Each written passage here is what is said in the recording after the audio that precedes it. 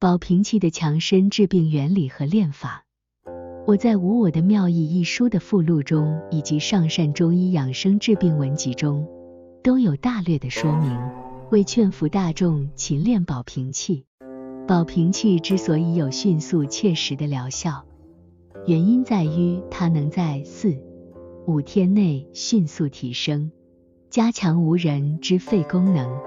肺功能提升的结果是，无人全身之红血球可以吸收到更多的氧气，以供应全身细胞的需要。全身细胞获得充分的氧气之后，各门门的组织、器官、五脏六腑、四肢百骸就可以正常的运作，不容易有缺氧的情况产生。四肢若缺氧，四肢便会感觉无力；大脑若缺氧，脑力便会变得迟钝不灵光；心脏若缺氧，胸口便会觉得闷，变得心胸不开朗，因此也快乐不起来。勉强要笑，会笑得不自然，变成皮笑肉不笑。所以要维护健康，强化肺功能是第一步工作。强化肺功能的方法固然很多，如练深呼吸、慢跑、爬山、游泳都未尝不可，但以我的经验而论，但在程度上，深呼吸还是不如保平气。慢跑、爬山、游泳虽也可以加强肺功能，但它们都是以四肢的运动来带动肺部运动，效果比较间接，耗力多而心效少。何况慢跑、爬山、游泳都牵涉到空间、场地的问题，兼非人人可行，天天可行，不像练习保平气，只要打开窗户使空气流通便可以做。最简单的保平气练法是吸一次气，然后收腹收下巴，头部保持正直，使空气闭于肺部，时间越久越好。真的受不了了，就由鼻孔慢慢呼出来。功夫最差的人吸一口气大约只能闭15秒，功夫较好的人闭60秒不成问题。平时健康发问如何，可以及闭气时间长短来测定，骗不了人。闭几秒就闭不住，这个人的身体一定不好，抵抗力、耐力一定差，这是可100%断言的。微讲究的保平气练法是吸一次气闭住，等到受不了之后不马上呼出，接着吸第二次，使肺部更加饱满。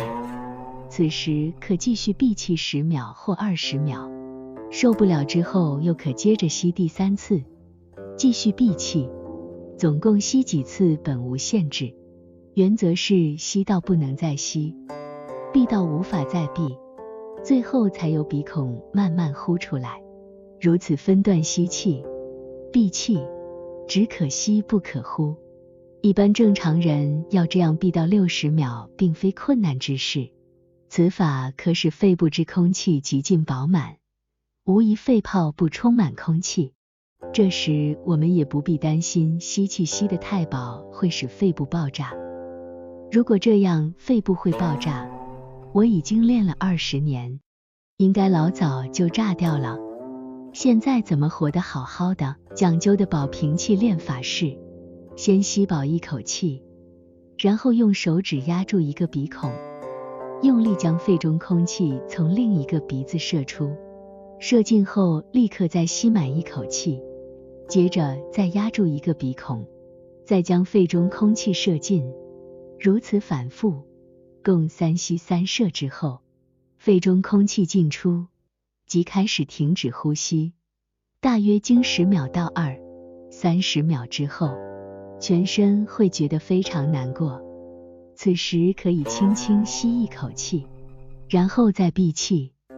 闭气一段时间之后，全身又难过起来，这时不可呼气，而要接着吸第2口，然后再闭气，如此只吸不呼，大约分段吸气3至5次之后，就无法再吸气再闭，这时只好将空气呼出，如此算练一下保平气。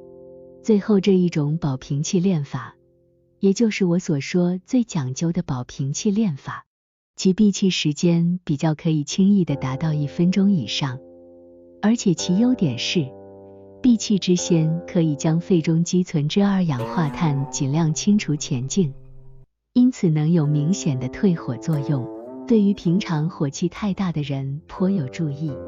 西藏密宗修行人练保平气，每次是练108息，也就是我所说的108下，每天可练到6次，一天共计练648下。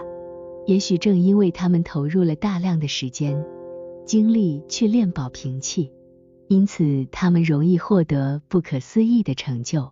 为了适应忙碌的工商业社会，一般慢性病的患者每天只要至少练1次，比较有时间的患者，我也鼓励他们练2次。对于成人，要求每次练10下；对于小孩，我只要求每次练3下。若每下壮至凌云气以1分钟计，加上中间换气时间，练10下也只花10几分钟时间，练3下最多为5分钟。一个人再怎么忙，这点时间应该都可以抽得出来。世界上练功的方法多得不胜枚举，不可胜数，肯认真练的话，莫不用神奇之功效。然其中功效之快慢是有差别的。